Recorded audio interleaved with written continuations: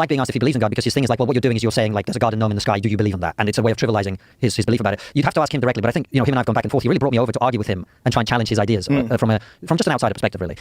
So we've gone back and forth. And I think his idea is that the way he talks about it is like God is the opposite of evil.